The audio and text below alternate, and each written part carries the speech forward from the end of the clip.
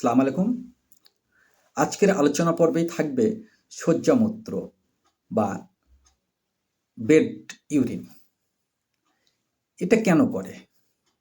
মূত্রত্যাগের ক্ষমতা লোপ পায় যখন কৃমি বা পাথরি রোগের কারণে, হ্যাঁ, বা উত্তেজনার কারণে বারবার মূত্রত্যাগ করে।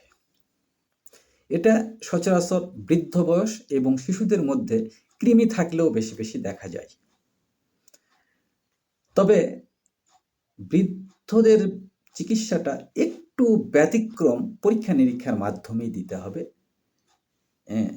এই এই এই কারণেই আপনাকে অবশ্যই একজন অভিজ্ঞ চিকিৎসকের কাছে যেতে হবে এবং পরামর্শক্রমে আপনি চিকিৎসা নিলেই সুস্থ হয়ে যাবেন।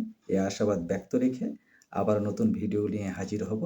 দেখার আমন্ত্রণ জানিয়ে আসসালামু আলাইকুম, আল্লাহ হাফেজ।